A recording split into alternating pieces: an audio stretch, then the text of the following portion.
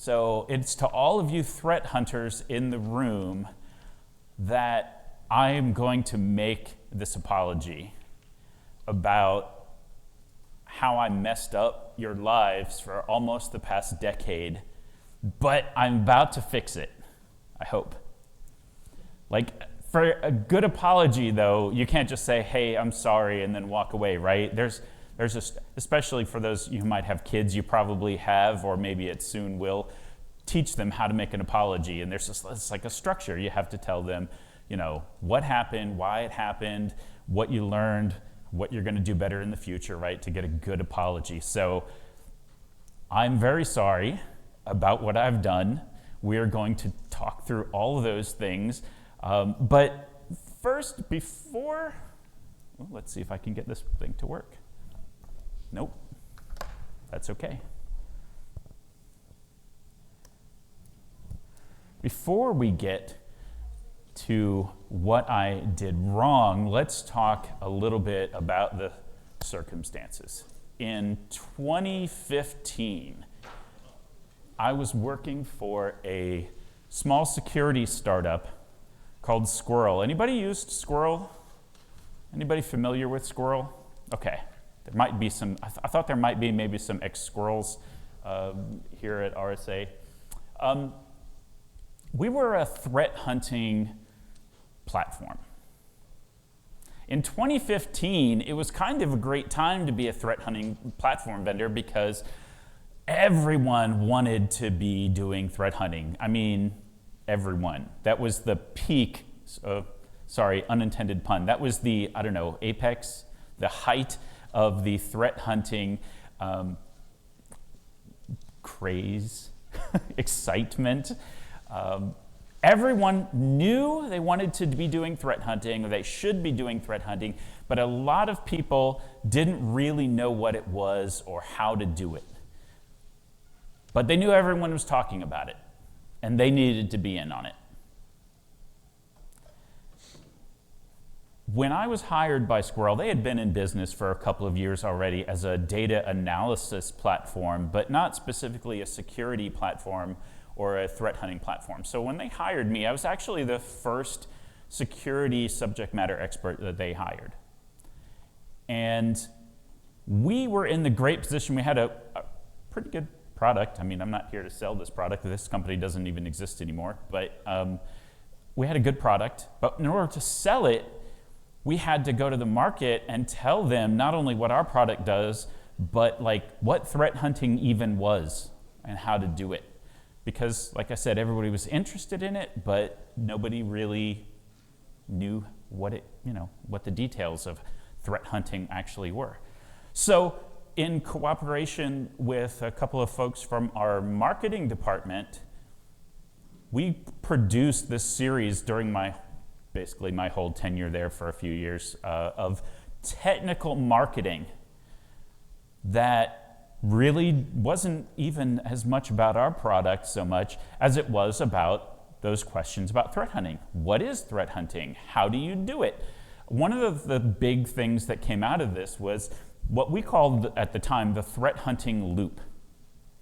It's just simple 4 stages telling, you know, you create a hypothesis, you investigate, you test that hypothesis, see if you can confirm it or maybe discredit it.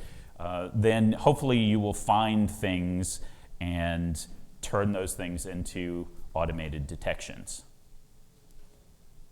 Sound familiar a little bit? The hypothesis basis of threat hunting. I won't stand up here and lie to you and say I invented threat hunting or anything like that, but when I was the lead architect of the Squirrel threat hunting model and all the things that we published that go along with it, we did a lot to actually put that idea out there. And that matched up with what our best effort or best guess about like threat hunting was and should be at the time. In fact, it's really weird. I never had this before. I never had this come up before. But when Squirrel was, I think in 2018, they got bought by AWS. And a short while later, their website went offline. And all that technical marketing, the squirrel threat hunting loop and everything, came offline. And people started emailing me and contacting me and saying, David, all this stuff, we need this. We were training our threat hunters with these documents. So this stuff is being used, and it's still being referenced today as threat hunting how-to, threat hunting background, threat hunting theory and practice. So it was I think it was the first of the threat hunting frameworks that I'm aware of, although there have been a few others.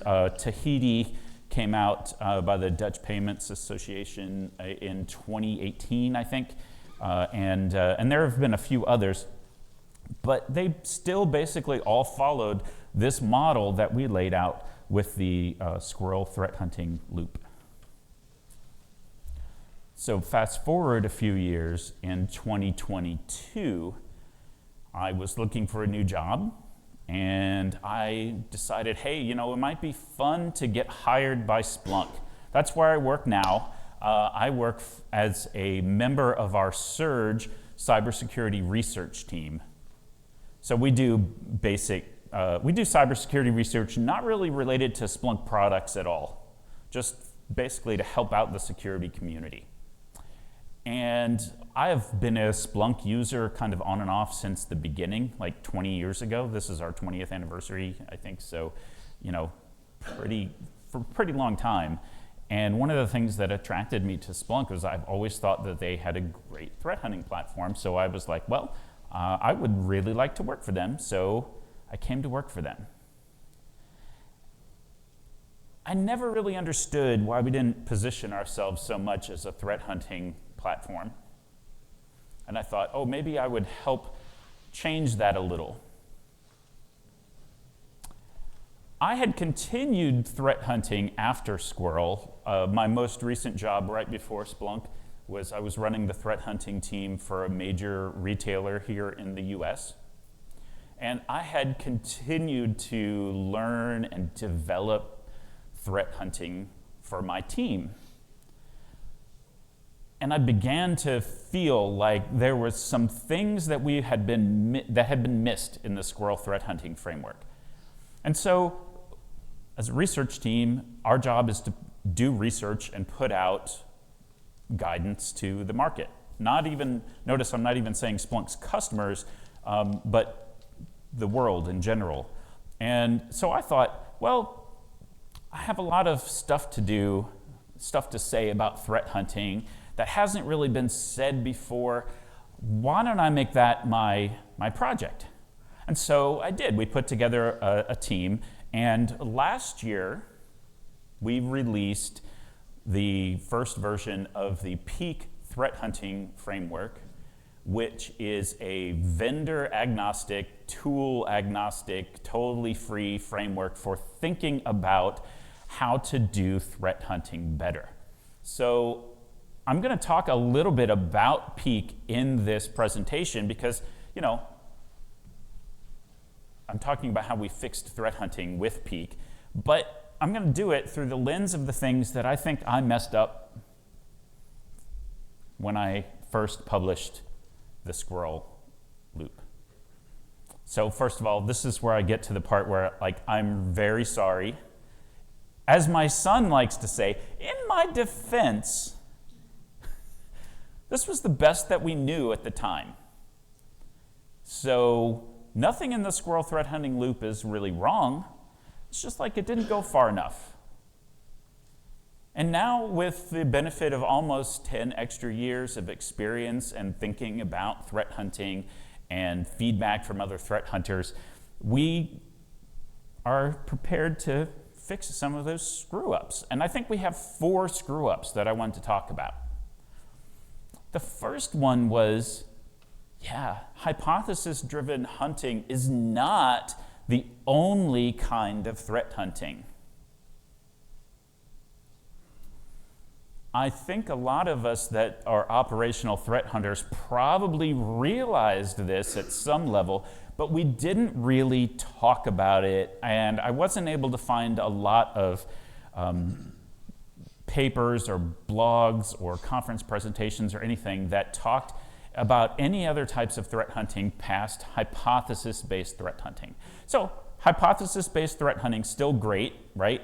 You create a hypothesis about what might be going on, what kind of threat actor activity might be occurring in your network. You figure out what kind of data you would need and what kind of analysis techniques you would need to find that activity if it were occurring, and then you look for it, right? If you found it, great. You found it, I mean, maybe not great for some people in the SOC, but great for you because you found a new way to find something that was bad on your network. If you didn't find it, that's also great because at the very least, you have some indication that that bad thing is not happening on your network. But also, hopefully, you have some idea of how you would find it, so you could, turn it back into automated detection or something. But that turns out not to be the only type of threat hunting that is useful. We actually came up with 2 additional types. The first one here is baseline threat hunting. With a hypothesis, you actually come up with a statement, like an idea of what might be happening on your network, what type of activity, and then you go look for it. But that's not necessarily the only way that you can find bad things. When you are dealing with a new data set or a new environment or a new technology, as a threat hunter, you are going to first need to become familiar with that data. I'm not just talking about the format of the data, although that is important, but also like what is normal for that data? What's normal for that environment? What does regular activity look like so that you would be able to recognize abnormal or anomalous activity?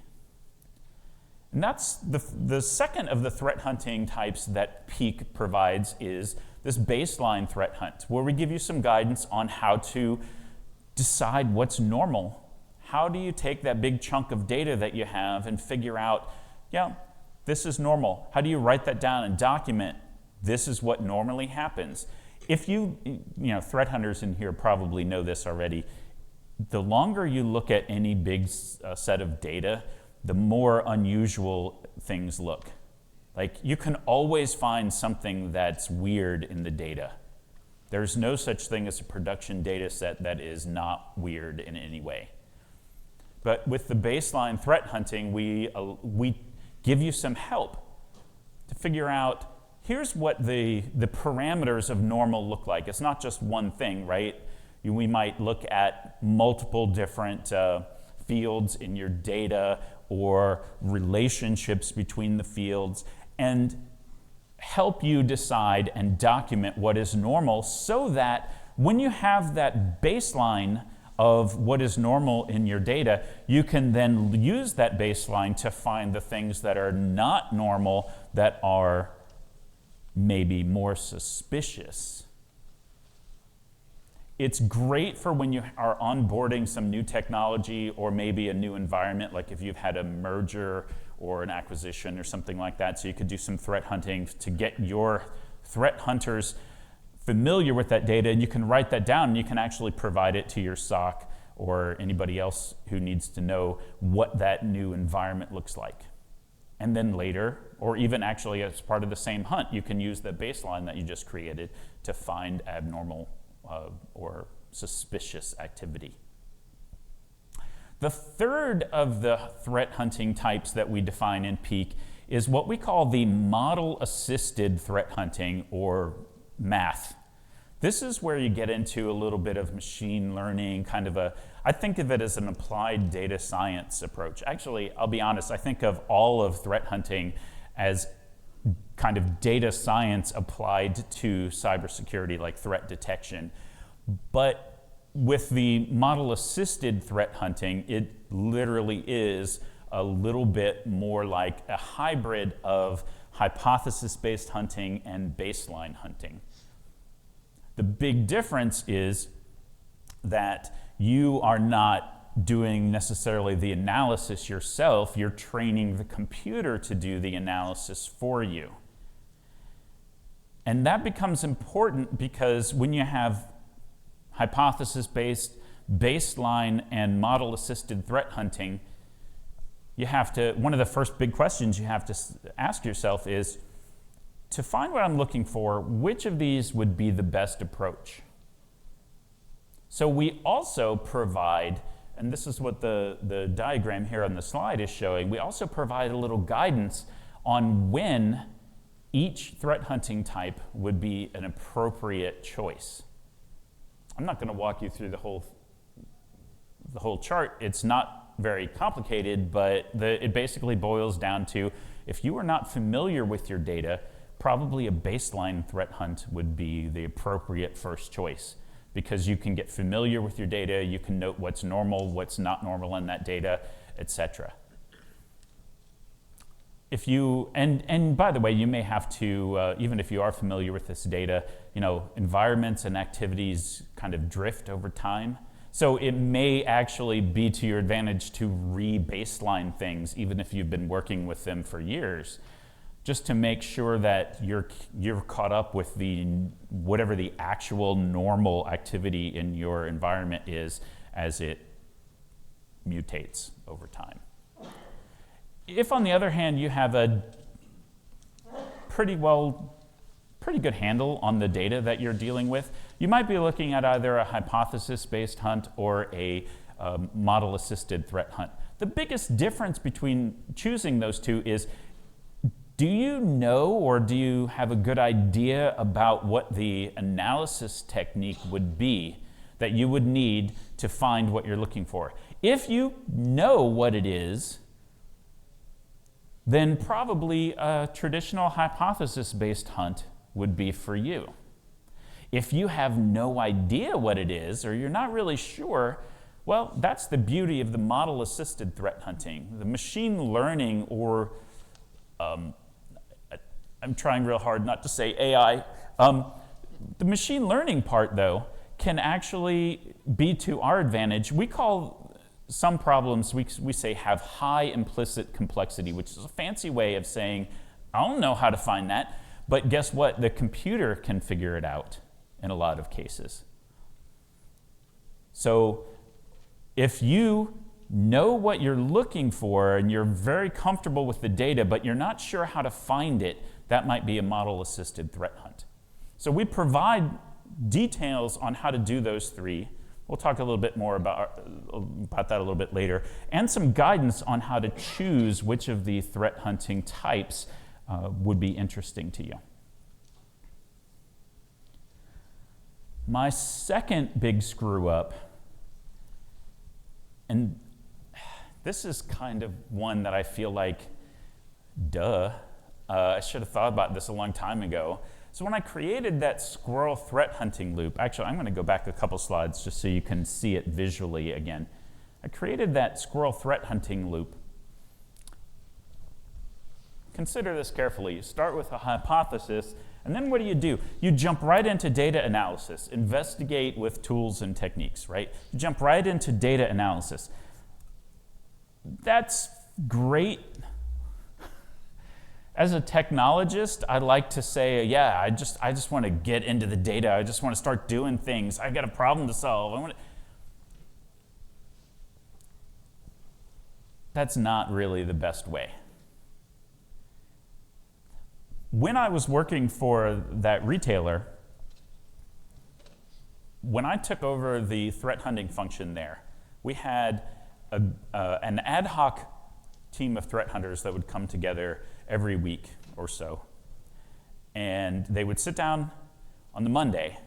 They were excused from their regular duties, but they would sit down on the Monday, and then they would say, okay, we're going to hunt this week. Let's do the research to see how that works, what it looks like in our data, what should we do to find that, and they weren't really hitting the ground running. They were hitting the ground at a full stop, and then they had to get up to speed really quickly. They had skipped all of the preparation and planning that they needed to do to set themselves up. Actually, I shouldn't say they skipped it. They just didn't do it ahead of time. They showed up and did it right then. But it turns out we need a significant amount of preparation and planning to set ourselves and our threat hunting teams up for successes. But we had not really, and I think a lot of teams that were following the squirrel threat hunting model had not really done that. They were not really doing that. They were just jumping directly, almost directly into the data analysis part, which was not great. But maybe even more important was, what do you do after you've done the data analysis? Like, we don't do threat hunting just for the purposes of doing data analysis. Nobody's paying us to actually do the data analysis. They're actually paying us to make sure that what analysis that we do has some impact on the organization's security. If we as threat hunters learn something, that's great, but not sufficient to have that impact. We need to be able to communicate what we found, and in a lot of cases, how we found it, the challenges that we had when we were finding it so we could get those addressed.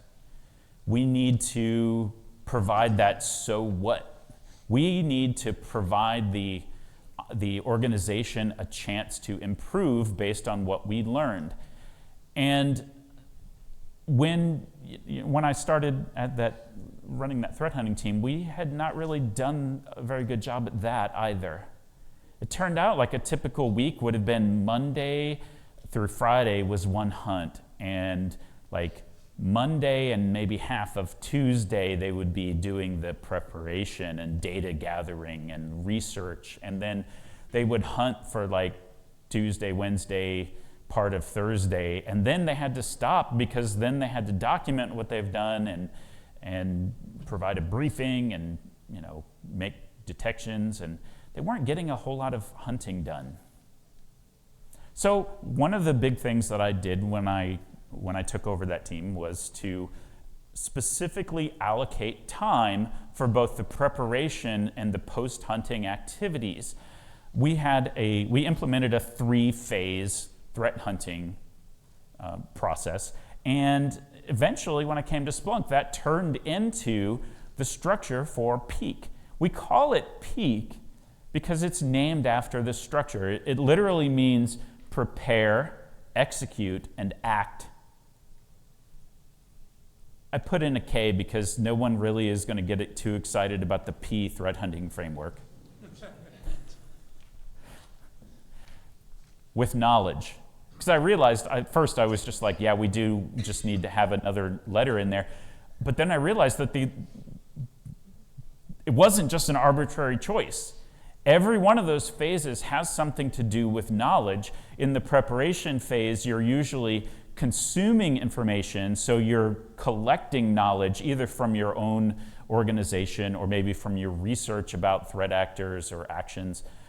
And in the execute phase, you are typically a mixture of consuming some knowledge, maybe friendly or threat intelligence, enriching data and things like that. But you're also creating knowledge as you are finding things or figuring out how to find things.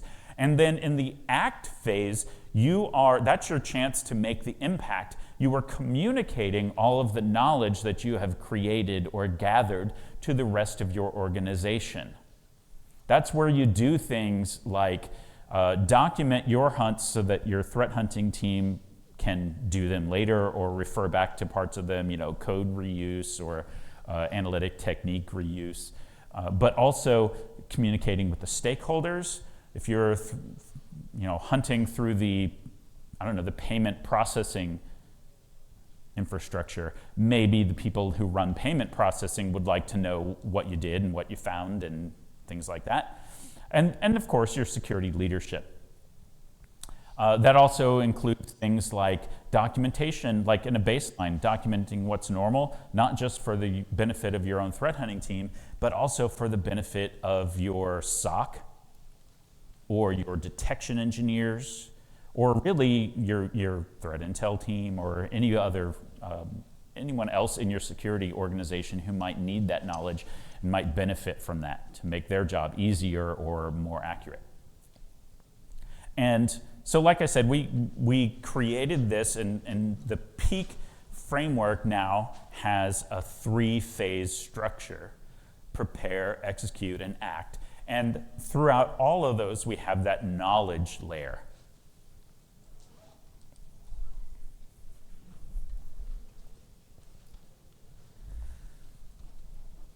Which brings me to the third screw up.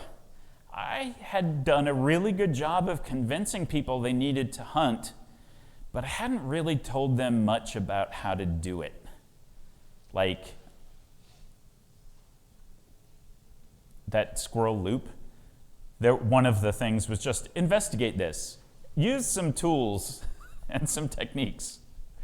But I didn't really give them any idea of how to do that. So another thing with Peak, we have not only defined what the 3 types are. Who remembers the 3 types of hunting? Ooh, raise your hand or yell it out, I don't care. What are the 3 types? Okay. Baseline, yeah. Hypothesis, yeah, that's the one we're here. What's the other one? Model assisted. Ooh, you all get gold stars. Great. So yeah, we had not only defined what the 3 hunting types should be, but we also now provided detailed process diagrams for each one. This is just I chose the hypothesis-driven example here because I figure almost everybody in the audience is probably familiar with hypothesis-driven hunting. And you can see we organize them in the prepare, the execute, and the act phases. In the prepare phase, I'm not going to go through each one of these, but you have things like, hey, we have to select a topic, we have to research it, we have to properly scope our hunt, and we have to create our plan.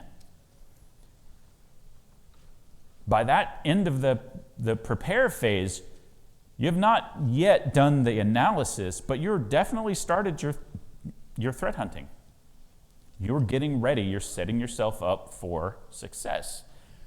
In the execute phase, that's when you do the things. You collect the data.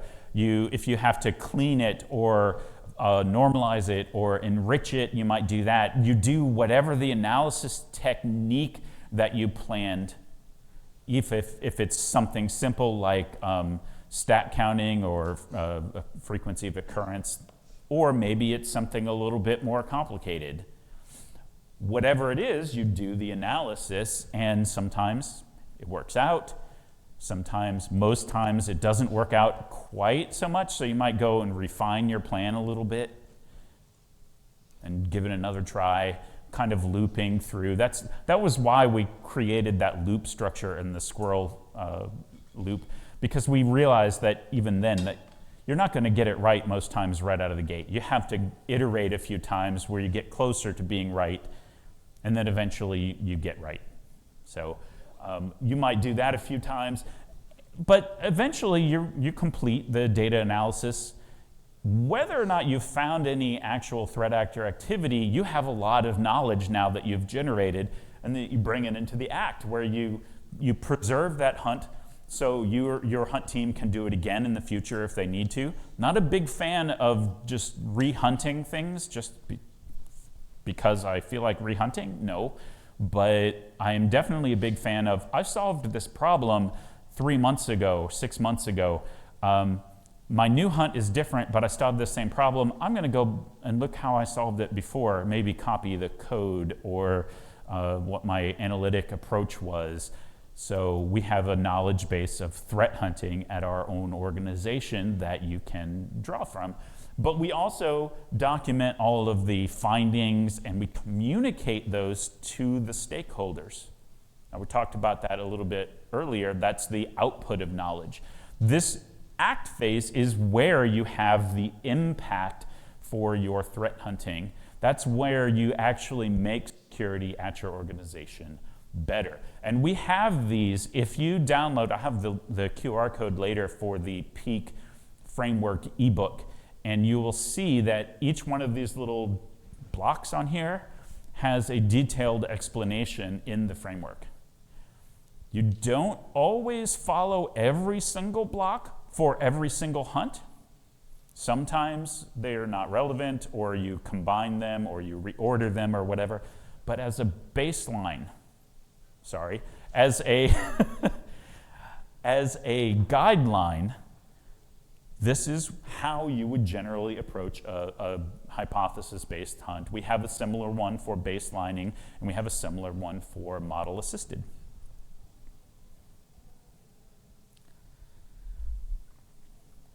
This is perhaps my biggest screw-up. Everybody wake up. If you were asleep, wake up for this part, and then you can go right back to sleep. This is the biggest thing that I did wrong. When people started threat hunting, like even before we did the squirrel threat hunting loop, people started threat hunting. The number one reason that people thought that they were doing threat hunting was they wanted to find new security incidents. Like, this was actually the definition of threat hunting that we put out in the squirrel loop, was threat hunting is the, let me see if I can get it right. Threat hunting is the manual or machine-assisted process of finding security incidents that your automated detection systems missed. Like, there has to be a person in the loop. You can't automate threat hunting. You know what we call automated threat hunting? Detection, right? It's just automated detection. So threat hunting, by definition, our definition anyway, you need to have a person in the loop. But the other part of it was for finding security incidents that your automated detection systems missed. That, if you read that definition, you would probably think the reason you did it was to find those things, but that is not actually true. And I realized this even back in 2015 with the squirrel model. We put out that the reason that you do threat hunting is not for finding security incidents. We are horribly inefficient at doing that. The machines are way better at doing that than we are. We are expensive and slow. But what we can do better than the machines is we can find new ways of finding incidents automatically. And then we can turn that into a continuous improvement loop for our automated detection. With the squirrel threat hunting loop, that is explicitly what we were telling everyone was the reason for threat hunting, and we were wrong. Not that detection improvement is bad. No, it's really good. We just didn't go far enough. With Peak, we have a new reason. And that reason is we hunt because when you do it properly, threat hunting is a driver for continuous improvement across your entire security program. If you remember one thing from this presentation, I want you to remember that this is the best presentation you've seen so far at the conference. But if you remember two things, remember that the purpose of threat hunting is continuous improvement everywhere in your security program. One of the things that we had a big problem with in the 10 years prior to Peak, people would always ask me, like, okay, I know how to do some threat hunting, but what are my metrics? Who's got good metrics for threat hunting? For the recording, I'm not seeing any hands. Okay? Who's got some metrics for threat hunting, like anything? Like, okay. Now keep your hands up. If your metrics are, how many threat hunts did I do? Then you can put your hands down. Okay, there's, I think, maybe one person whose hands are still up, so thank you. Yeah, we really struggled with this idea of like, how do you create good metrics for threat hunting? And it was not until I realized the true purpose of threat hunting that I felt like the metrics unlocked themselves. Like, I've never felt that measuring the success of your threat hunting program by the number of incidents that you open is good. It's terrible. Like, we don't control the threat actors. Oh my gosh, if we did, that would be great. We don't control the threat actors. We don't know what they're doing or when they're doing it. If they're doing the thing that we're looking for, maybe they're just not doing it in the time window that we looked for it. So, we didn't find it. Does that mean we failed? No. But when we talked about now threat hunting is about continuous improvement of your entire security program, that unlocked a lot of stuff in our heads. First of all, I'm going to address these a little bit out of order just because of what I was just talking about. Look at number 2 on there, incidents opened. I just told you that was bad, right? Don't track the number of incidents that you open. Well, here's the thing. Don't just limit it to the number of incidents that you opened during your threat hunting. Look at number 1. Number 1 is the number of new detections that you created, or maybe the number of existing detections that you made better through threat hunting. Those are things that are going to be permanent improvements to your automated detection. That's a great thing to track. But when those detections fire in 8 months from now, right? You get an alert on that and you actually find something, especially if it's really early in the attack life cycle, you catch it. Would you have found that if you had not done that threat hunt 8 months ago? Like, no, probably not.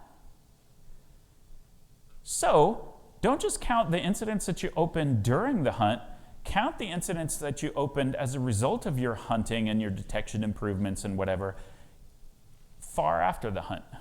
That is a much better way. It's not perfect, but it's a piece of the impact story. This whole set of metrics that we provide, 5 basic metrics that are all designed to tell the story of not just how hard you've been working, but the impact of your threat hunting and what it has been on the security posture of your organization. So detections and incidents, sure, when we're poking around in things, in threat hunting, we are often poking around in things that people never poked around in before, or maybe not very much. We also find, in addition to actual security issues, we are very often finding things like we had a visibility gap. Like there was some data that we thought we had that we don't, or that we would really like to start collecting. Maybe a tooling gap. Hey, we really wanted to be able to do this, but we couldn't because we didn't have a way to do it in our environment. Possibly a process gap. Hey, we didn't know who to talk to about this. Who owns this system? There's no asset database that says who owns it. We have no idea. Every time you encounter one of those gaps, write them down, document them, pass them on to the appropriate people, the stakeholders. When you do that, you have had a positive, I will say, let me rephrase that. When you do that, you give the organization the opportunity to change. Even though as threat hunters, we don't necessarily, are not necessarily in charge of closing those gaps, they don't get closed unless we tell people. So track what you have reported to them and also track which ones have eventually been closed. That's impact right there. Similar with the vulnerabilities and misconfigurations. Again, we're not really usually doing vulnerability management intentionally. We're poking around in things, and we see the configuration is too permissive, or we're missing a patch level, something that our vulnerability management teams or maybe the system administration teams kind of missed. Not that we want to blame them, but we definitely want to help them do a good job. So when we find those things, document them, submit them to the stakeholders, and if it's feasible, track when they get closed. That's another important aspect of the impact that your threat hunting is having on the posture of your organization's security. And finally, this last one here is techniques hunted.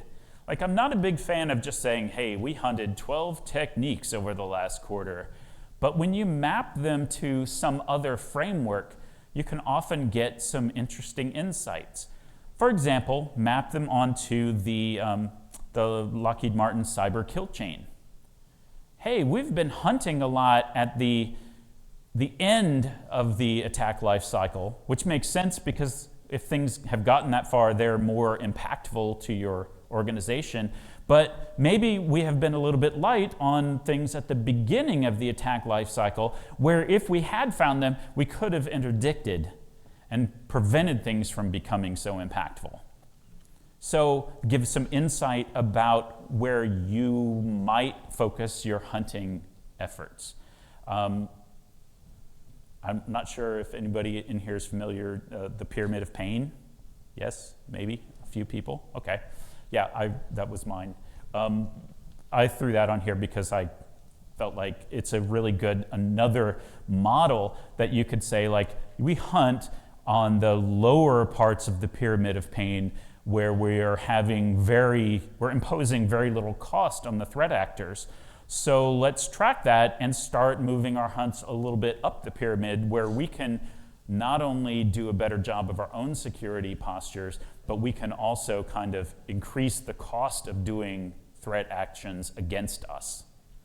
So, and there could be others too. MITRE ATT&CK, you might have your own homegrown models, the Diamond model maybe. There's all kinds of models out there that would be helpful to map your techniques and your hunting against, mostly to give you an idea of where you are, but also to communicate the story of the impact to your security leadership a little bit better.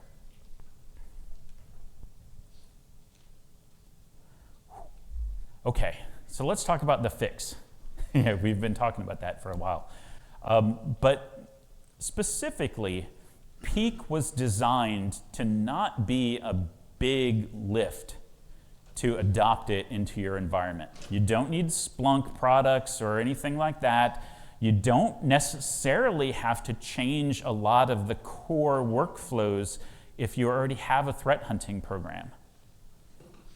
If you download the ebook, it has a section in there that talks about how to adopt Peak in your environment. If you don't have an existing threat hunting program, Peak is super easy to just take it, plop it down, and now you have a threat hunting framework. But most likely, you probably have something that you're already doing. Peak is, I think of it as these Legos here on the side. Like, you can take the pieces that work for you and click them onto your existing threat hunting program. If there's pieces that don't work for you right now, fine. You might be able to leave them off. But most likely, it's a question of, I'm not sure how to adopt everything all at once. I don't want to disrupt my threat hunting program for 6 months or whatever. So take the brick by brick, piece by piece. You can start with maybe baseline hunts and add those to your repertoire. And when you get a little bit more comfortable, maybe you would expand into model-assisted threat hunting. If you feel like the data analysis piece is already well under control in your organization, maybe try the metrics. See if there's anything there that you could do to show a little bit more of the story of your impact. So take all kinds of things like that that you can do kind of piece by piece. So I'm really sorry I screwed up your threat hunting for almost the past decade, but I hope that by putting out Peek, that I and my team have started to address some of those shortcomings in the old way of threat hunting. We've provided new types of hunts, new structure for making sure you're setting yourself up for success and actually having an impact in your organization. We've provided detailed processes so you never have to wonder what you're supposed to be doing now or doing next. And hopefully, again, as I said, probably the most impactful of all these things is to change the way that people think of why they do threat hunting. So, to finish up, RSA likes to have here's the impacts, so the things that you can actually do. Today, these two QR codes, the one here on the left will get you to the Peek ebook. It's free. You'll have to give it your email address. If you don't feel like giving your email address, we have the blogs that it was based on. The ebook is a little bit more polished and up to date, so I recommend it. And also, we have a community Slack for Splunk community, and we have our own Peek threat hunting channel in there. So if you go to the QR code on the right, you'll have to fill out a form. It will get you, they'll create an account for you on our community Slack, and then you can join the Peek threat hunting channel and connect with other threat hunters that are using or thinking about using Peek. And then, I'll just leave these on. And then next week when you go back home, read the ebook. Sign up for the Slack. Say hi. I'm on there. You can find me. And start thinking about which pieces of Peek should I adopt first? It's not that hard. So I'm truly sorry if I've screwed things up for you, but I hope that with this session I've begun to make amends. And with that, we have a little bit of time for any questions, if there are any. Just come up to the mic.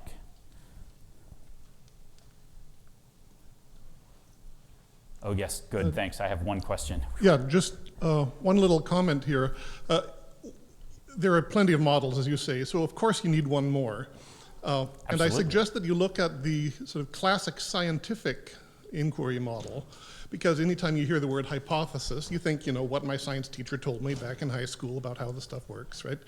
And the key point there, which may help you to tell people why the hypothesis isn't the be-all and end-all, is that the scientific method doesn't start with the hypothesis, it starts with the question, right? And then you form the hypothesis to try to answer the question, and then you design, some way of confirming or disproving the hypothesis, usually called an experiment. So that may help you contextualize some of this, because I think that it's a great mea culpa that you've just done here, but it helps to explain why you got where you were. Yeah, that's a great point. We always knew, or at least I always knew, that threat hunting, hypothesis-based threat hunting, was the practical application of the scientific method to cybersecurity. When you were in science class, you were like, when am I ever going to need to know the scientific method? Yeah, everyone in this room needs to know the scientific method, and you probably do. And in Peek, if you look at our things, we didn't use the exact term of starting with a question. We called it select topic, but it is the first thing that you do in the hypothesis-based hunting. So we are definitely following the scientific method. We just don't usually call it the scientific method. Also, welcome to Cisco. Thanks. Okay, we're done. I will be outside, and if you have any other questions, and you can probably find me from time to time at the Splunk booth. If you have other questions, I'm doing a talk at the Splunk booth on Wednesday afternoon, so you can find me there. Otherwise, enjoy the conference, and remember to write down that I was the best session you saw so far.